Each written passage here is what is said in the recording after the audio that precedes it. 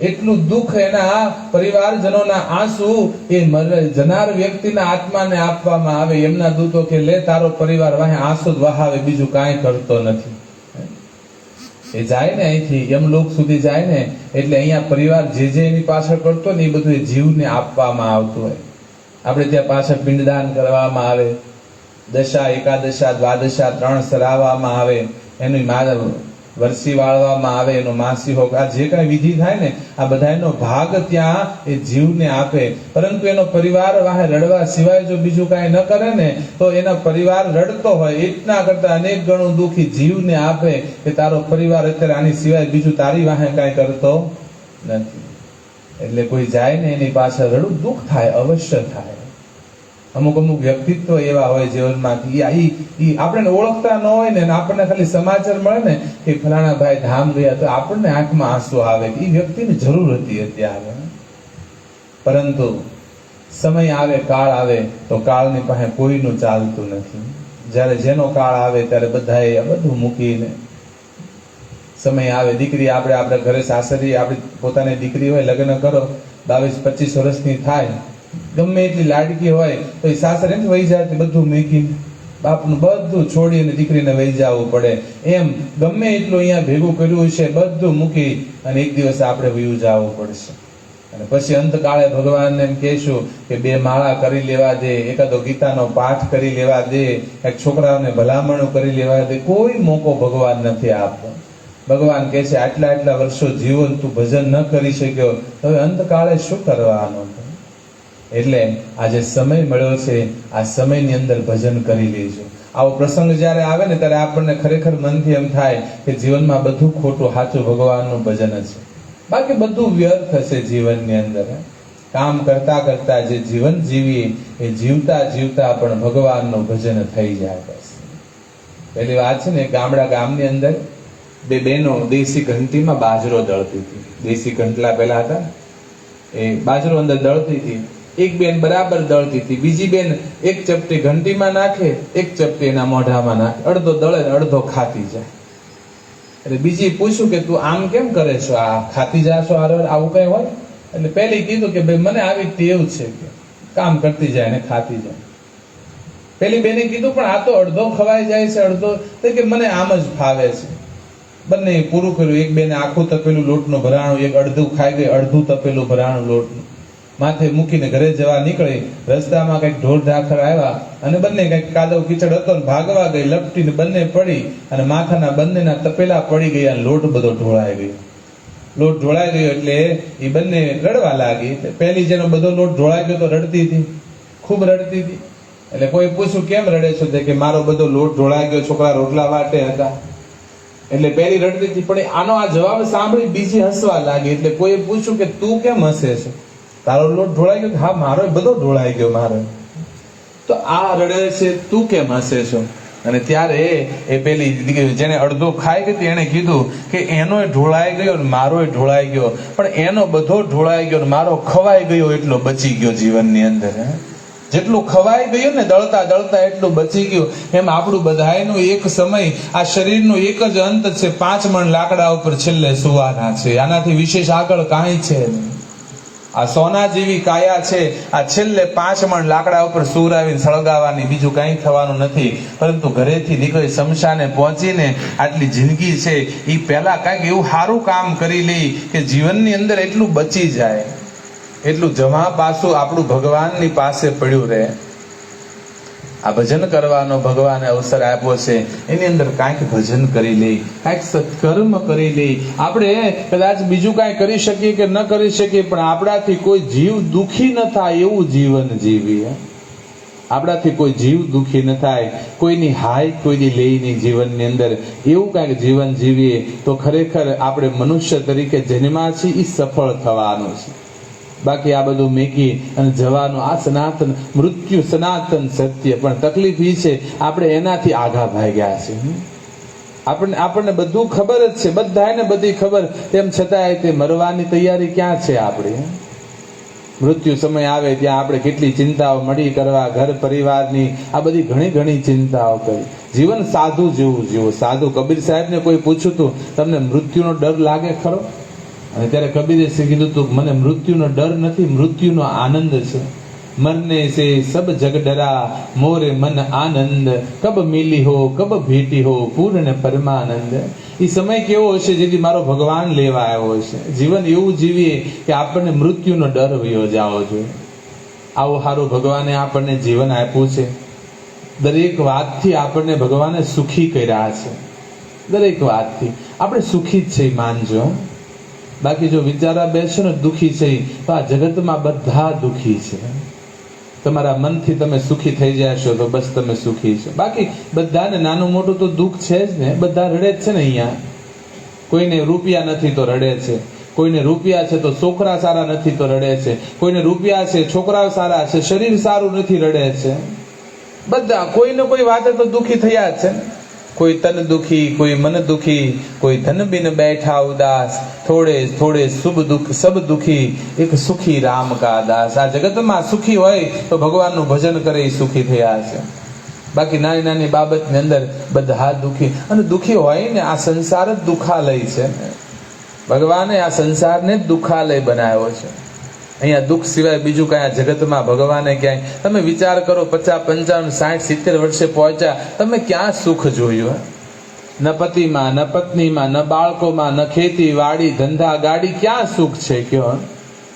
મોટું મકાન બનાવીએ, બહુ સારું મકાન બનાવ્યું હોય, આપણે બહુ સારું ફર્નિચર કરાવી 10-15 લાખનું મકાન બનાવી બહુ સુખી થાય આપણે. પણ આપણી દિવાલે બીજા કોઈ 25 લાખનું મકાન બનાવે તો આ 15 લાખનું મકાન દુઃખ દેવા મળે કે નહીં આપણને? આપણી કરતા કંઈક સારું ભાળી જાય તો આ આપણને આમાં સુખ નથી. આપણે માની બેઠા છીએ કે આમાં સુખ છે. આપણે માની બેઠા છીએ આમાં સુખ છે. બાકી સુખ ખરેખર ભગવાનના ભજન સિવાય જગતમાં બીજે ક્યાંય છે નહીં. આ સંસાર તો દુખાલય છે, દુઃખથી ભરેલો છે. તમારું મનને જો વાળી લેશો તો તમે સુખી થઈ જશો. મનને નહીં વાળો તો તમે કોઈ દી સુખી થઈ શકશો નહીં. બસ આપણું મન વળી જાય ખાલી. સ્થિતિ તો આવે જ બધા માટે. કોઈ દી એક સરખો સમય કોઈનો રહ્યો જ નથી.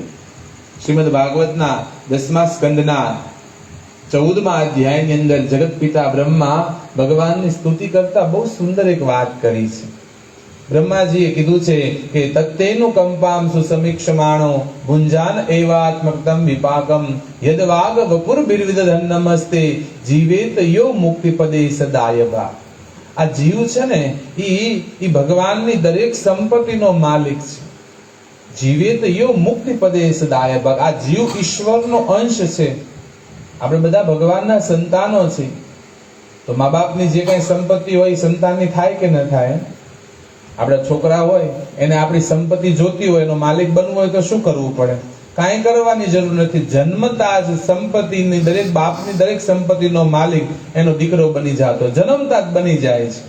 ખાલી જરૂર છે સારો દીકરો બનીને રહેવાની. એમ ભગવાનની સુખ શાંતિ ઐશ્વર્ય રૂપી સંપત્તિના હું તમે બધા માલિક છે. પણ જરૂર છે આપણે સાચા ભગવાનના સંતાન બનીને રહી. પણ આપણે બધું કરીએ છીએ ભગવાનના સાચા સંતાન. આજના સમયની અંદર છોકરા મા બાપનું ન માનતા હોય, મા બાપના કહિયામાં ન હોય તો મા બાપ શું કરશે?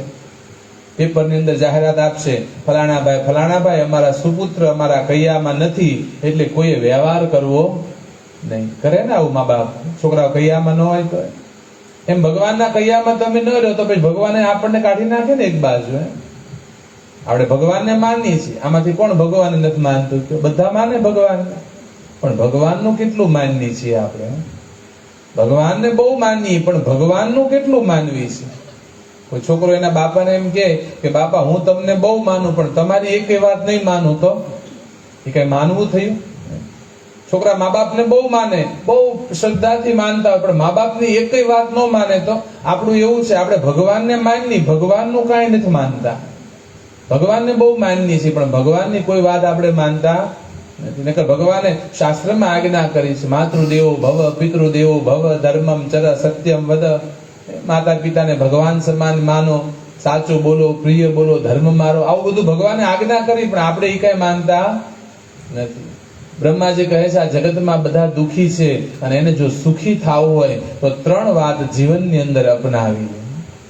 જેને જીવનમાં સુખી થવું છે ને એને આ બ્રહ્માજીની 3 વાત અપનાવી લે ખાલી. બસ 6 વસ્તુ માટે દુઃખ ક્યારેય ન થાવ.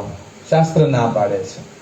6 વસ્તુ માટે કોઈ દી સુખી કે દુખી આનંદ નહીં કરવાનો, શોક પણ નહીં કરવાનો. આ 6 વસ્તુ આપણા હાથમાં નથી. શાસ્ત્ર કહે છે એક જન્મ અને મરણ એ આપણા હાથમાં નથી.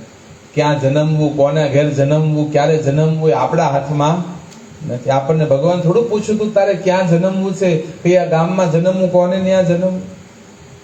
જેમ જન્મ આપણા હાથમાં નથી એમ મૃત્યુ પણ આપણા હાથમાં નથી. ક્યારે મૃત્યુ થશે, ક્યાં થશે, કયા સમયે થશે, કયા કારણસર, નકર ક્યાં દડવા અને ક્યાં વિદેશની ભૂમિ ઉપર બાપ અશ્વિનભાઈને આ આપણા હાથમાં નથી. આપણે વિચારી પણ ન શકીએ. ક્યારે સામાન્ય કોઈ સંજોગોની અંદર દેહ છૂટી જાય એ આપણા હાથમાં નથી. મૃત્યુનું કારણ, સમય, સ્થળ બધું જન્મતા ભગવાને લખીને મોકલ્યા છે. આ જગ્યાએ મૃત્યુ આવશે, એટલા વાગે આ કારણ હશે, આ સમય હશે. બધો જન્મ અને મૃત્યુની વાહે કોઈ દી હરખ અને શોક નહીં કરવાનો. બીજું લાભ અને હાનિ થાય એમાં કોઈ દી હરખ અને શોક નહીં કરવાનો. તમે કોઈ કામ કરો, કોઈ ધંધો કરો, કોઈ વ્યવસાય કરો, એમાં નફો થશે કે નુકસાન થશે એ કોઈ કહી ન શકે. ક્યારે એકનો એક ધંધો હોય, એકનું એક ખેતર હોય, બાજુના ખેતરી વાડી વાળા હોય, એને તલ કર્યા હોય, એને હારા થાય ને એમાં બાજુમાં આપણે તલ કરીએ, આપણે ન થાય. એકનું એક બાજુનું ખેતર છે, હરખું અનાજ બિયારણ લાવ્યા, હરખી મહેનત હોય તો એના ખેતરમાં થાય ને આપણામાં ન થાય. કારણ ઈશ્વર કહે છે લાભ અને હાનિ આમાં જીવનું ચાલતું નથી. જન્મ અને મરણ, ત્રીજું છે લાભ અને હાનિ, અને ચોથું છે યશ અને અપયશ. તમે કોઈ કામ કરશો એમાં તમને કોઈ યશ આપશે કે અપયશ આપશે એ તમને કોઈ ન કહી શકે. તમે સારું કામ કરતા હો, સમાજ માટે, ગામ માટે, કુટુંબ માટે, કોઈ પણ માટે સારું કામ કરો તો લોકો તમને યશ આપશે કે તમારી નિંદા કરશે એ કોઈ આ જગતમાં કહી શકતું નથી. જન્મ, મરણ, લાભ, હાનિ, યશ અને અપયશ, આ 6 વસ્તુ આ શાસ્ત્ર કહે છે કોઈ દી હર્ષ શોક કરવો નહીં. આમાં માણસનું કાંઈ ચાલતું નથી. આ ઈશ્વર નિર્ણય કરતો હોય અને જે નિર્ણય ઈશ્વર કરે ને એને જીવે સ્વીકારવો જ પડતો હોય છે. જે નિર્ણય ઈશ્વર કરતો હોય એમાં કોઈનું ચાલતું નથી, એ સ્વીકારવો જ પડે આપણે બધાએ. આ નિર્ણય અશ્વિનભાઈનો ભગવાને કર્યો એમાં આપણું કઈ હાલ્યું ખરું હે? અને કદાચ એમના ગયા પછી આપણે ગમે એટલા દુઃખી થાય, ગમે એટલા આપણે એમ કહેવી કે રડી, તો શું ઈશ્વરના નિર્ણયમાં કોઈ પરિવર્તન લાવી શકીએ ખરે? આપણે શક્ય જ નથી. આ બધું ભગવાને નિર્મિત કર્યું છે. એટલે આ 6 વસ્તુ વાંહે શોક નહીં કરવો. પણ બ્રહ્માજી કહે છે જો જીવ 3 વાત જીવનમાં સમજી લે ને તો એ દુઃખમાંથી નિવૃત્ત થઈ જાય, દુઃખ જીવનનું વયું જાય. એમ પહેલી વાત કીધી છે, બહુ સમજવા જેવી છે. આપણે દરેક વ્યક્તિએ બ્રહ્માજી પહેલી વાત કીધી છે તત્તેનું કંપામ સુસમીક્ષમાણો. ભગવાનની ક્ષણે ક્ષણે કૃપાના દર્શન કરો. બસ ભગવાન જે કાંઈ કરતો હોય છે ને એ સમજી વિચારીને કઈ કૃપા જ કરતો હોય છે. આપણને દુઃખ થાય, અવશ્ય થાય. અમુક વખતે અમુક ઘટનાઓ એવી થતી હોય આપણને દુઃખ થાય, પણ એ કરવા પાછળ ભગવાન કઈક સારું વિચાર્યું હશે ને. ભગવાન કઈક વિચાર્યું જ હશે દરેક જીવ માટે થઈને. આપણે એમ કે કોઈનું અકાળે વયું જાય તો પાછળ શું થશે, આ શું થશે, પહેલું શું, પણ જીવ માત્રનું ઈશ્વરે વિચાર્યું છે. આપણી જે વિચાર શક્તિ છે ને એની કરતા ભગવાન બહુ મોટું વિચારે. આપણી બુદ્ધિ વાટકી જેવડી છે ને ભગવાન મોટા સમુદ્ર જેવડા છે. જેમ વાટકીમાં કોઈ સમુદ્ર ભરાય નહીં એમ આપણી બુદ્ધિમાં કોઈ ઈશ્વરને આપણે સમાવી શકીએ નહીં. ભગવાન એટલું વિચારીને બેઠા હોય છે. ક્ષણે ક્ષણે ભગવાનની કૃપા. આપણે હાલા જતા હોય અને આપણને ઠેસ વાગે એટલે આપણને લોહી નીકળે, આપણે પડી જાય એટલે આપણને દુઃખ થાય કે ન થાય? આપણે દુઃખ થાય, પણ એની બદલે એમ વિચાર કરીએ કે આ ઠેસ વાગી, આપણે પડી ગયા, નીચે મોટો પથ્થર હોત ને માથું ભટકાણું હોત, હેમરેજ થઈ ગયો ને મરી ગયા હોત તો ઓલું ઠેસ આપણને દુઃખ નહીં આપે. ઠેસ વાગી છે પણ તમે જરા વિચાર સરખો કરો ને તો પેલું ઠેસનું આપણને દુઃખ નહીં થાય. એમ જીવનની અંદર આપણને 5-25 લાખનો નફો થાય ત્યારે ભગવાનની કૃપા માની, પણ આપણને 5 લાખની ખોટ જાય ત્યારે ભગવાનની કૃપા સમજવી કે ભગવાન કંઈક સારું કરવાનું હશે આગળ જઈને. એટલે દરેક સ્થિતિની અંદર ભગવાન આ બધું કરી રહ્યા છે અને ભગવાન સારું કરી રહ્યા છે એમ માની એની કૃપા માનવી. બસ દુઃખી થાય ત્યારે ભગવાનને પ્રાર્થના કરી કે હે ઈશ્વર, મને સમજાતું નથી મારે શું કરવું, પણ તું રસ્તો બતાવ મને. ભગવાનનું જ્યારે જીવનમાં મુશ્કેલી આવે ને ત્યારે ભગવાનનું સ્મરણ વધારવું. રડવું, ગામની પાસે પોતાનું દુઃખ ગાવા બેસવું, આ ન કરવું. જ્યારે જ્યારે દુઃખી થાવ ને તો ભગવાનનું સ્મરણ વધારજો. જેટલું જેટલું ભગવાનનું સ્મરણ વધશે ને એટલું દુઃખનું વિસ્મરણ થતું જશે તમને. એટલે તત્તેનું કંપામ સુસમીક્ષમાણો, ભગવાનની ક્ષણે ક્ષણે કૃપાના દર્શન કરવા જોઈએ. એકવાર એક રાજા હતો. આ રાજા કઈક કામ કરતો હતો ને કામ કરતા કરતા એને ખબર ન રહી અને એ ચાકુ કે છરીથી કટારથી કામ કરતો તો એમાં એનો અંગૂઠો કપાઈ ગયો. રાજાનો અંગૂઠો કપાઈ ગયો એટલે રાજા દુઃખી થયો. રાજા પાસે બધા એના સૈનિકો જે કઈ મંત્રીઓ હતા બધા આવવા લાગ્યા રાજાની સમાચાર ખબર કાઢવા માટે. એમાં એક પ્રધાન હતો, રાજાનો મિત્ર હતો, અને આવ્યો અને રાજાને કીધું, મહારાજ હવે જે થયું તે. અને કરતા કરતા એને કીધું કે મહારાજ, ભગવાન જે કરતા હોય હારા હાટું કરતા હોય છે. અચાનક કીધું કે ભગવાન જે કરતા હારા હાટું કરતા હોય. આમ કીધું અને પેલાને ગુસ્સો આવ્યો રાજાને. મારો અંગૂઠો કપાઈ ગયો, તું એમ કે છો ભગવાને હારું કર્યું? કે તું મારો મિત્ર નહીં, મારો દુશ્મન છો. જાવ કે આને કાલ કોટડીમાં નાખી દો. અન્ન જળ આપતા નહીં જ્યાં સુધી આની બુદ્ધિ આની ઠેકાણે ના આવે. મારો અંગૂઠો કપાઈ ગયો અને તું એમ કે છો કે ભગવાને હારું કર્યું? કાલ કોટડીમાં નાખે. 2-3 દિવસ થયા, મિત્ર વગર તો રહી ન શકે. રાજા મળવા ગયો. કા ભાઈ, આવી બુદ્ધિ ઠેકાણે તારી? પેલો પ્રધાન કે ભાઈ, ભગવાન જે કરતા હોય હારા હાટું કરતા હોય છે. કે એમ નહીં આવે ઠેકાણે, પડ્યો રહે તું કાલ કોટડીમાં. રાજા બીજા દિવસે શિકાર કરવા જંગલમાં ગયો. સૈન્ય હારે હતો, પણ રાજા શિકાર કરતા કરતા એનો ઘોડો પવન વેગી અને રાજા જંગલમાં આગળ નીકળી ગયો. સૈન્ય વાહે રહી ગયો અને રાજા જંગલમાં ભૂલો પડ્યો. એ ભૂલા પડેલા રાજાને કેટલાક ભીલ લોકોએ પકડ્યો. એક ભીલ સમુદાય હતો જંગલમાં રહેતો. એનો જે સરદાર હતો એને સંતાન નહીં. એને માતાજીને એવી માનતા કરી કે હે માં, મારે દીકરો થાય તો હું એક નર બલિ ચડાવીશ, એક માણસની બલિ ચડાવીશ. એના ઘર દીકરાનો જન્મ થયો. એ નર બલિ ગોતતા એમાં રાજા હાથમાં આવી ગયો. પકડ્યો રાજાને, લઈ ગયા. રાજા સ્નાન કરાવ્યું, સુંદર કપડા પહેરાવ્યા, ઘરેણા પહેરાવ્યા, જમાડ્યા અને લઈ ગયા માતાજીના મંદિરમાં.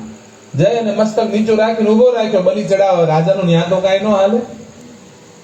એ સૈનિક હતો એનો જે પૂજારી, એ હાથમાં ખડક લઈને બલિ ચડાવવા ગયો, કાપવા ગયો. ત્યાં એકનું ધ્યાન આવ્યું, એ ઉભા રહ્યો કે આનો અંગૂઠો કપાઈ ગયેલો, આ ખંડિત છે. આ ખંડિત બલિ માતાજી ન સ્વીકારે, કાઢવા ને, આ તો ખંડિત થઈ ગયેલો છે. ખંડિત હતો એટલે અંગૂઠો કપાઈ ગયો. રાજાને વિચાર આવ્યો કે જો મારો અંગૂઠો ભગવાને ન કાપ્યો હતો, આજ મારું ગરદન ડોકું કપાઈ ગયું હોત. ભગવાને અંગૂઠો કાપીને મારો જીવ બચાવી લીધો. રાજાને ત્યાંથી આઝાદ કર્યો, છૂટો કર્યો. દોડતો આવ્યો પોતાના મહેલમાં. એ કારાગૃહની અંદર ગયો છે અને એના જે મિત્ર હતો પ્રધાન, એને કીધું કે ભાઈ તું કહેતો એ સાચું હતું કે ભગવાન જે કરતા હોય હારા હાટું કરતા હોય. મારો અંગૂઠો ન કપાણો હોત ને તો આજ મારું ડોકું કપાઈ ગયું હોત. પણ હે મિત્ર, મને બીજો વિચાર ઈ આવે કે ભગવાને આ મને અંગૂઠો કાપીને મને બચાવ્યો, આ કૃપા કરી, પણ કારણ વગર તારે આ 5-7 દિવસ ભૂખ્યું તરસ્યું રહેવું પડ્યું ને. ભગવાને તારી ઉપર શું કૃપા કરી? ત્યારે પેલા પ્રધાને કીધું કે ભાઈ, ઈશ્વરે મારી ઉપર પણ બહુ મોટી કૃપા કરી. શું કૃપા કરી? તારો અંગૂઠો કપાઈ ગયો અને તું બચી ગયો. એવું કોઈ બન્યું છે કે તું એકલો જંગલમાં ગયો હોત, આપણે બંને ગયા હોત, તું જંગલમાં જેમ તારો ઘોડો પવન વેગી, મારો ઘોડો પવન વેગી, બે ભૂલા પડે, બંને ઓલા ભીલો પકડી જાત. તું ખંડિત હતો એટલે બચી ગયો, હું તો પૂરેપૂરો હતો ત્યાં મારી બલિ ચડી ગઈ હોત. ભગવાને અંગૂઠો કાપી તને બચાવ્યો અને જંગલમાં જેલમાં પૂરી ભગવાને મને બચાવ્યો છે. દુઃખ બંનેને પડ્યું છે. જુઓ તમે, તેમ છતાં દ્રષ્ટિ હતી એટલે દુઃખ એને સુખરૂપ થવા લાગ્યું. એમ જીવનની અંદર મુશ્કેલી પડે, તકલીફ અવશ્ય પડશે, પણ દ્રષ્ટિ ઈશ્વરની કૃપા તરફ રાખશો ને તો એ દુઃખ તમને એટલા દુઃખી નહીં કરી શકે. બાકી સ્થિતિ નહીં બદલી શકીએ. હું તમે કોઈ દિવસ કોઈની સ્થિતિ ન બદલી શકીએ. આપણે ખાલી આપણું મન બદલી લેવાનું છે. આપણું મન બદલી લઈને તો આપણને દુઃખ છે એ સુખરૂપ થઈ જાય. આમ હકીકતમાં તો જીવનમાં જોવા જાય ને તો સુખ અને દુઃખ જેવું કાંઈ છે જ નહીં આ જગતમાં. સુખ અને દુઃખ એટલે શું? તમે કોઈને પૂછો તો કે હા અમે સુખી છીએ, કોઈને પૂછો તો કે હા અમે દુઃખી છીએ. કોઈને પૂછો સુખ એટલે શું? બહુ મોટું બંગલો હોય, 2 માળનું મકાન હોય, 2 4-wheeler AC વાળી હોય, એટલું હોય એટલે કે સુખ. તો જેને મોટો બંગલો છે, 2 માળનું મકાન છે, 2-3 4-wheeler છે, સુખી છે ખરા? એને હજી ઓર તૃષ્ણા વધે. તમે કોઈને પૂછો કે હું સુખ કોને, બહુ બધો રૂપિયો હોય ઈ સુખી, તો આ ભારતનો સૌથી સુખી રૂપિયાવાળામાં રૂપિયાવાળો પરિવાર ધીરુભાઈ અંબાણીનો છે, તોય બે ભાઈઓ હજી બાંધે છે. રૂપિયામાં સુખ આપણે માની લીધું છે. ખાલી સુખ જેવું કઈ છે નહીં આ જગતમાં, દુઃખ જેવું આ જગતમાં કઈ છે નહીં. આપણને ગમતું થાય ને ઈ સુખ, આપણને ગમતું ન થાય ઈ દુઃખ. બસ આપણને જે ગમતું થાય, આપણે સવારમાં ગયા હોય ખેતીવાડી કે કામ ધંધે ઓફિસે, કઈને ગયા હોય કે સાંજે ઓળો રોટલો બનાવજો, સાંજે ઘરે આવીએ તો ઓળો રોટલો બન્યો હોય તો આપણને સુખ થાય. એની બદલે રોટલી બટેટાનું શાક બન્યું હોય તો આપણને દુઃખ થાય. તો એ સુખ કે દુઃખ એ શાકમાં કે ઓળા રોટલામાં નથી, સુખ દુઃખ આપણા મનમાં છે. આપણું મન વાળી લે, મનને ગમતું થઈ ગયું એટલે આપણે સુખ કહી દીધું, અને મનને ગમતું ન થયું એને આપણે દુઃખ કહી દીધું. બસ બીજું કાંઈ છે નહીં. આ સુખ અને દુઃખ ખાલી આપણા મનનું કારણ છે. મન વાળી લે, ખાલી મન વળી જાય એટલે પરિસ્થિતિ આખી બદલાઈ જાય. મનના કારણે આ બધું જે કાંઈ આપણે બંધન પડ્યા છે ને, આ બધા મનના કારણે પડ્યા છે. એકવાર એક યુવાન હતો, એક દિવાલમાં ખીલ્લી લગાવતો હતો. હાથમાં દિવાલ ખીલ્લી હતી, હાથમાં હથોડો હતો. યુવાન સશક્ત, દિવાલ બરાબર હતી. અડધો કલાક એને મહેનત કરી, અડધો કલાક મહેનત કર્યા છતાં ઈ ખીલ્લી દિવાલમાં ગઈ નહીં. પછી યુવાને વિચાર કર્યો કે યુવાને ભૂલી કરેલી કે ખીલ્લી ઊંધી રાખી હતી. જણીનો ભાગ હતો હથોડા બાજુ, અને જે બીજો ભાગ હતો એ દિવાલ ઊંધી ખીલ્લી રાખી હતી. ઓહો, એનું ધ્યાન આવ્યું આ ખીલ્લી ઊંધી છે, અણી આ બાજુ જાય. એને વિચાર કર્યો આ ખીલ્લી આ દિવાલની લઈ પકડીને લાવ્યો સીધો કે આ દિવાલ નહીં છે. આખી દિવાલ ફેરવી, એને ખીલ્લી નો ફેરવી, આખી દિવાલ ફેરવી. હવે એને કામ આ દિવાલે હતું, અને ગયો દુકાનદારની પાસે કે હું છેતરવાના ધંધા કરો કેમ? કે મારે આ દિવાલની ખીલ્લી જોતી, તમે આ દિવાલ નહીં આપી. દુકાનદાર એના માથાનો કે અમારી દુકાનમાં બધી આ દિવાલની જ ખીલ્લી આવે, આ દિવાલની ખીલ્લી આવી જ નથી, એ કઈ બધી હરખ્યું જ છે. કે યુવાને દિવાલો બદલી નાખી, ખિલ્લાની દિશા ન બદલી શક્યા. એમ મેન તમે ગુરુ બદલી નાખ્યા, ભગવાન બદલી નાખ્યા, ધર્મ સંપ્રદાયો બદલી નાખ્યા, આપણા મનને ન બદલી શક્યા. ખાલી જરૂર ખિલ્લાની દિશા બદલવાની હતી, આપણે દિવાલો બદલી નાખી. જરૂર આપણા મનને બદલવાની હતી, આપણે ભગવાન બદલી નાખ્યા. બાપુ મન બદલાઈ જાય તો દુઃખ રૂપ સ્થિતિ પણ આપણને સુખ દેવા લાગે. જે કાંઈ થાય છે આ ભગવાનની કૃપા, અને ભગવાન પાસે આપણું નથી હાલતું એટલે તો સ્વીકારી લ્યો ને. આપણા હાથની કોઈ વાત બગડે તો આપણે એમ થાય ઓહો અમારા હાથમાં હતો ને અમે આ ન કરી શક્યા. અહીંયા કોઈ બીમાર હોય અને કદાચ આપણે દવા ન કરાવી શક્યા, દવા માંગે એનું મૃત્યુ થયું તો આપણને દુઃખ થાય, આપણે ન કરી શક્યા. પણ જે આપણા હાથમાં જ નથી એની વાહે દુઃખ કરવાનો કોઈ મતલબ નથી. જે ભગવાન નિર્ણય કરે એમાં શું દુઃખ કરવાનો આપણે? એટલે બ્રહ્માજી કહે છે કે ક્ષણે ક્ષણે ભગવાનની કૃપાનું દર્શન કરો તમે. બીજી વાત કીધી છે ભુંજાન એવાત્મકૃતમ વિપાકમ. આજના સમયની અંદર લોકો બહુ ફરિયાદ કરે ને, વડીલો ખાસ કહેતા હોય અમે એવા તે શું કર્યા હશે કે આ દિવસો જોવાના વારા આવ્યા. છોકરાઓ ન રાખતા હોય, વડીલો દુખી રહેતા હોય ત્યારે આવા શબ્દ આવે.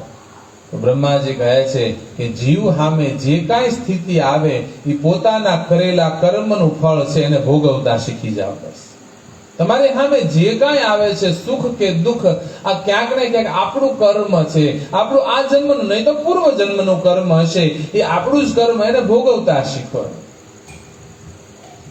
જે કાંઈ કર્મ છે એ આપણને ફળ દેતું જ હોય છે. કર્મનો કોઈ નાશ નથી, યાદ રાખજો. આજના સમયની અંદર કઈક તકલીફ પડે ને તો આપણે જોરાવા દોડી, આવું બધું કોઈ દાણા જોરાવે, માનતાઓ રાખે, બાધાઓ રાખે. આ બધું ગમે એટલું કરો પણ કોઈ કર્મનો નાશ ન થાય. કર્મ તો ભોગવવું જ પડે. જીવ માત્ર ને યાદ રાખજો, જીવ માત્ર ને કર્મ તો ભોગવવું જ પડશે. સારું કરશો તો સુખ મળશે, અને ખોટું ખરાબ કરશો તો દુઃખ મળશે. જેમ 1,00,000 ગાયો છોડવામાં આવે અને એની વચ્ચે એક વાછડું છોડવામાં આવે તો એક વાછડું 1,00,000 ગાયોમાં પોતાની માને ગોતી લે, એમ કર્મ તમને દુનિયાના કોઈ પણ ખૂણે જાઓ તમને તમારું કર્મ ગોતી લેશે. બાપ એટલે અમારો કૃષ્ણ અર્જુનને કહે છે કે અર્જુન કર્મણ્યેવાધિકાર હસ્તે મામ ફલેષુ કદાચન. કર્મથી અધિક કોઈને મળતું નથી, અને કરેલું ક્યારેય કોઈનું જાતું નથી. કર્મ કરતી વખતે ધ્યાન રાખે. પણ તકલીફ આપણી ઈ છે, કર્મ કરતી વખતે હવે જે થાય એ જોયું જશે અને પાપ કરીએ છીએ, ભૂલ કરીએ છીએ અને પછી જયારે એનું દુઃખ આપણે ભોગવીએ ફળ, ત્યારે આપણે બધા આંસુ પાડવા બેસીશું. બાકી કર્મ કરતી વખતે વિચાર કરીએ. આપણામાં કહેવત છે ને, ખેડૂત કારતકમાં ડાયો. ખેડૂત હોય ને, ખેડૂત એને ડાપણ ક્યારે આવે? કારતક મહિનામાં આવે. જયારે લાણી પડે ને ત્યારે એને ડાપણ આવે.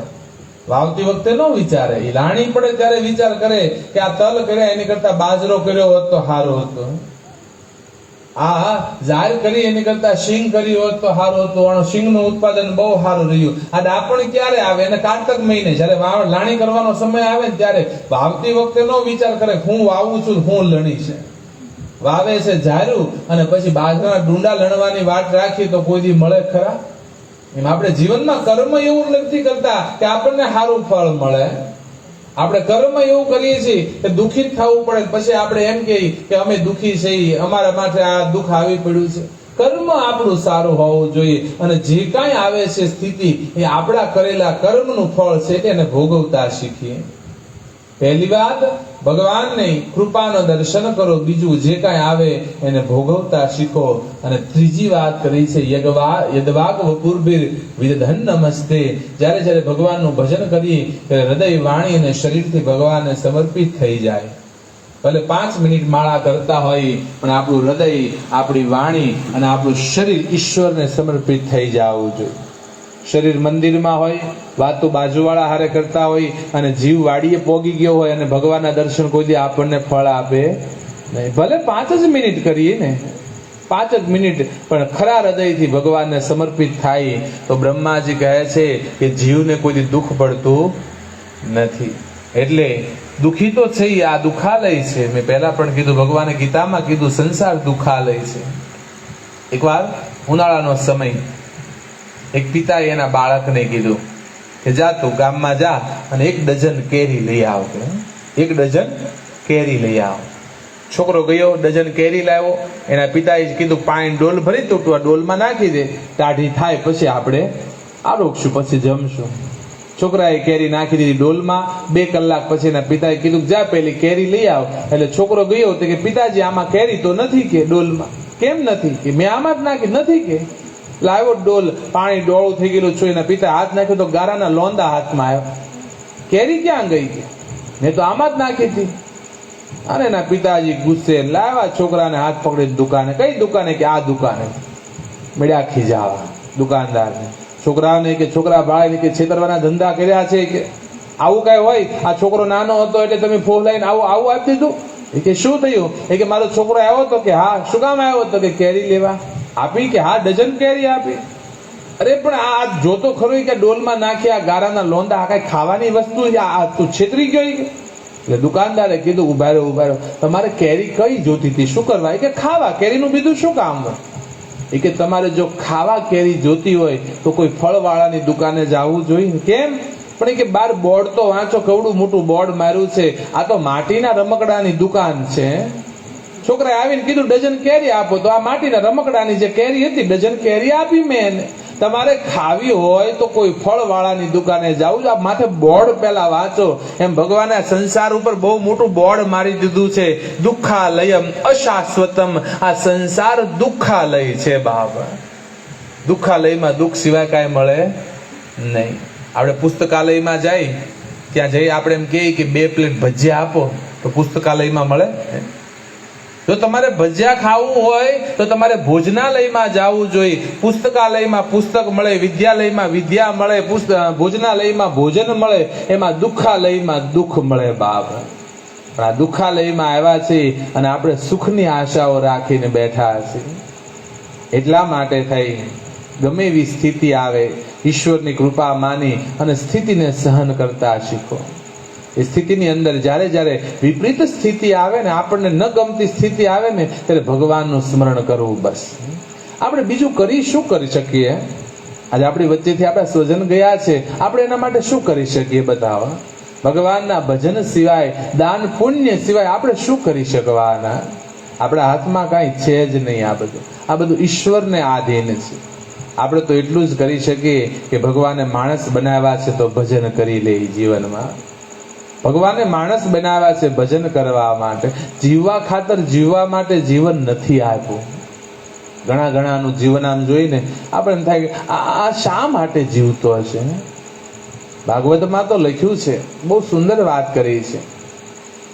જડ ભરત એના દીકરાને કહે છે કે હે દીકરાઓ, ભગવાને આવું સારું માનવ દેહ આપ્યો હોય, આવો સારો સમય સ્થિતિ આપી હોય, ભગવાને આપણને કેટલો સમય આપ્યો છે, કેવું દેહ આપ્યો છે. ભાગવતમાં ભગવાન પણ સ્વયં શ્રી મુખે કહે છે કે નિર્દેહ માધ્યમ સુલભમ સુદુર્લભમ પ્લવમ સુકલ્પમ ગુરુ કર્ણધારમ મયાનુકૂલ નભસ્વ તે રીતમ પુમાન ભવાબ્ધિ ન તરેત સ્વ આત્મહા. આટલું અનુકૂળતા આપવા છતાંય જો માણસ પોતાનું કલ્યાણ ન કરી શકે, સ્વ આત્મહા પોતાની હાથે આત્મહત્યા કરનારો આત્મહત્યારો છે.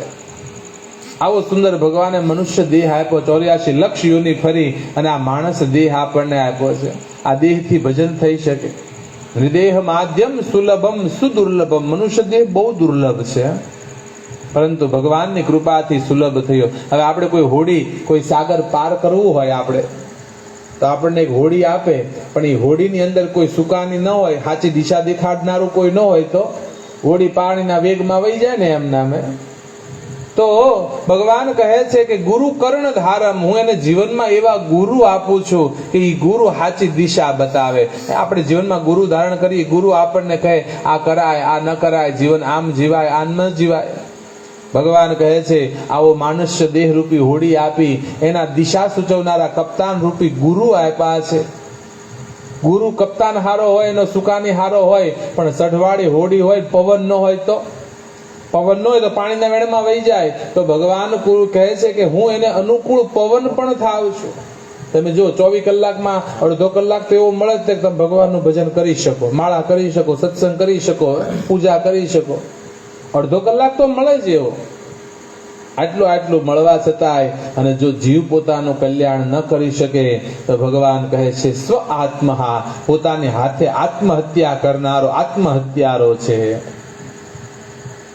જડ ભરતજી કહે છે ને સંતાનોને કે ભગવાને મનુષ્ય દેહ આપ્યો હોય, આટલી સુખ સંપત્તિ આપી, આટલું ધાર્મિક વાતાવરણ આપ્યું, આટલું ગુરુ આપ્યા હોય અને સર્વ રીતે અનુકૂળતા આપી, તેમ છતાંય જો ભગવાનનું ભજન ન કરી શકે, ઈશ્વરને પ્રાપ્ત ન કરી શકે તો મિથ્યા સ્વજન્મ જનની જની દુઃખ ભાજા. એનો જન્મ ખાલી ને ખાલી એની માને પ્રસવની પીડા દેવા માટે થયો, બીજો કોઈ અર્થ એના જીવનનો રહેતો નથી.